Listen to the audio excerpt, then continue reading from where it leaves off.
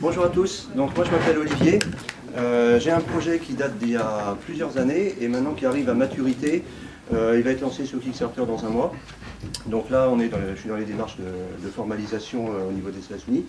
Il s'agit d'une carte de développement open source destinée à un public de makers, principalement Silicon Valley, mais potentiellement à tout le monde. Tout le monde, mais pas Madame Michu évidemment. Donc makers, ceux qui développent des applications. Donc l'idée de cette carte, c'est principalement, aujourd'hui moi je travaille dans l'innovation et on fait du brainstorming, on fait des séances de créativité, on a plein d'idées, et puis on s'arrête toujours, voilà, l'idée on aimerait bien la développer, mais on n'a pas les outils pour.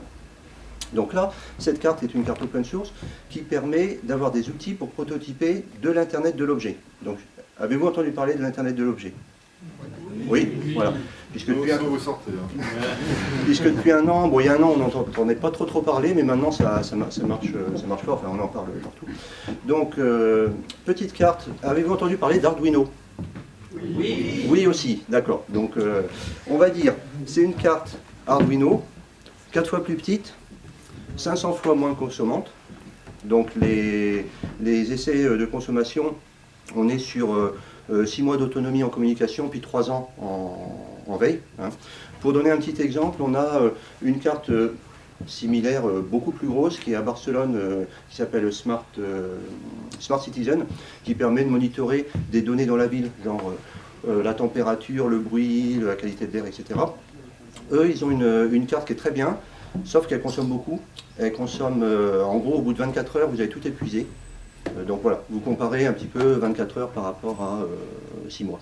Voilà. Quoi dire d'autre ? Je vais vous la faire voir. Elle est tellement petite que je ne sais plus où elle est. Voilà, elle est là.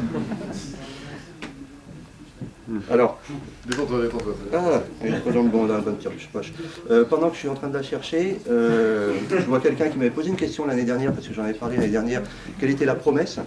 La promesse, c'est d'amener le prototypage rapide des idées du néophyte jusqu'à l'expert. Donc l'expert, c'est celui qui va avoir besoin d'autonomie et qui va vouloir déployer ça sur le terrain pour monitorer ses cultures, par exemple. Là, j'ai des bêta-tests à Barcelone, justement, où ils sont dans un ancien monastère qui a été transformé en Fab Lab, et puis ils sont en train de tester la récupération d'énergie dans des feuilles des arbres, etc. Donc, professionnels qui ont besoin de beaucoup d'autonomie. Et ça s'adresse aussi aux néophytes, parce qu'on a un connecteur dessus qui permet de brancher ces capteurs dessus sans savoir souder. Donc la promesse derrière ça, c'est d'amener une expérience de prototypage rapide consistante du néophyte jusqu'à l'expert. Aujourd'hui, les outils qui existent, c'est soit très centré sur le néophyte, par exemple Little Bits aux États-Unis, qui ont des petits modules magnétiques. Eux, ils sont très sur enfants, on va dire. Ils ont levé 15 millions au passage l'année dernière. Et d'autres sont très sur le côté professionnel. Mais voilà, là, c'est une carte qui a un spectre plus étendu, on va dire. Voilà. Après, juste en termes de 1. Des exemples d'utilisation peut-être. Exemple d'utilisation, domotique, à des coûts défiant toute concurrence.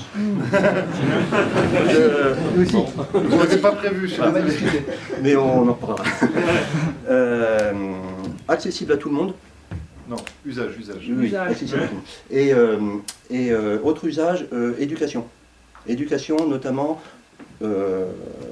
si la plupart des gens ne savent pas forcément à quoi ça sert, les enfants, eux, ils savent. Eux, ils savent, et c'est un outil très, très puissant pour les amener à se mettre dans un monde petit à petit professionnel, on va dire. Est-ce que je peux faire tweeter mes plantes quand elles ont soif ? Bien sûr. Donc ça c'est un usage. Ça, c'est un usage, tweeter les plantes. Robotique. Donc, bon. Ceux qui étaient là au mois de juin, ils l'ont vu parce qu'on a fait le tournage pour le Kickstarter ici. D'ailleurs, merci Mathieu, c'était très bien. Donc on a fait. Pardon ? Vous avez créé quoi alors ? On a fait des petits robots à base de Lego, donc très éducatifs. On a fait un dirigeable radiocommandé. Donc là, on a Mathieu là d'ailleurs qui va apparaître, qui apparaît déjà sur le site web en star, guest star. Qui contrôle son gros ballon dirigeable radiocommandé parce que c'est très léger, 13 grammes. Voilà. Et on peut le commander avec quoi ? Et on peut le commander avec le smartphone, soit avec le smartphone, soit directement sur Internet en Wi-Fi en Wi-Fi bon, pour l'Internet de l'objet, ou soit avec son smartphone. Je vais vous le commander là. Voilà. Tu veux dire qu'il est Wi-Fi, il est Bluetooth aussi ou... Alors, il est au choix, ça c'est un autre aspect qui est important. Il est soit... Un couteau suisse. Couteau suisse, ouais. Je ne sais pas qui a dit ça, mais c'est ça, ouais. Donc soit Wi-Fi, soit Bluetooth, soit Zigbee. Et on a un système de shield, donc de cartes qui se mettent par-dessus, et qui peuvent être interchangeables. Donc ça veut dire qu'aujourd'hui on a Bluetooth 4 qui arrive, donc on change, on met Bluetooth 4. Demain on aura Bluetooth 5, ou Bluetooth 6, j'en sais rien. On mettra Bluetooth 5, Bluetooth 6. Bon ben voilà, et il est connecté. Excusez-moi, j'étais en train de parler. Voilà. Donc là, bon par exemple, je joue avec les couleurs à distance, d'accord? Ça fait sapin de Noël. Ouais. Ça fait sapin de Noël. Ouais, ça fait sapin de Noël. Ça fait sapin de Noël. Et du coup, là, il est en quoi? Là, il est en Wi-Fi? Là, il est en Bluetooth. Parce que, il est en Bluetooth. il est en Bluetooth. Voilà. Par contre, je peux le connecter en Wi-Fi sur la box qui est quelque part ici, Voilà. et puis aller tweeter sur Internet, etc. Voilà. En termes de prix, peut-être? Oui. Hein, donc aujourd'hui, le Kickstarter, ça va être 7 000 $. Donc c'est très peu. Pourquoi c'est très peu? C'est parce que toute l'industrialisation a déjà été réalisée. Contrairement à ce qui se fait habituellement, où justement on a besoin d'argent pour faire l'industrialisation, là, on en est, j'en suis au 5e prototype, dont les 2 derniers, c'est des prototypes pré-industriels, fabriqués en Maurienne, hein, donc localement, hein, donc c'est chouette. Mais attention, il ne faut pas applaudir pour ça, il faut applaudir parce que, c'est pas parce que, ok, on est des bons citoyens, etc. C'est parce que stratégiquement, c'est super important d'avoir près de chez soi l'usine. Parce que si ça partait en Chine et qu'à chaque fois il fallait 2 semaines, 3 semaines pour aller et retour, etc. Donc stratégiquement, quand on est sur des petites séries, là ça va être quelques milliers, on va dire peut-être 10 000 si ça marche bien. Mais sur des petites séries, il faut faire local, quoi. Enfin, je veux dire, il y a un intérêt stratégique. Le coût unitaire, la carte toute seule, sans le radio, sans la batterie, etc., 20 $. La carte avec la radio plus la batterie plus voilà, 50 $. Ça c'est les early birds, il n'y en aura que 100 de chaque. Donc dépêchez-vous, la première heure elle va aller très très très très vite. Donc je peux peut-être vous mettre juste le site. Donc V-Airboard, n'oubliez pas le THE, parce que si vous mettez juste Airboard c'est une luge gonflable, donc c'est pas la même chose. Donc V-Airboard,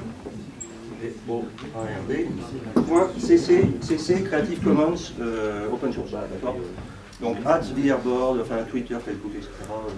Voilà. Merci Olivier. Merci à vous.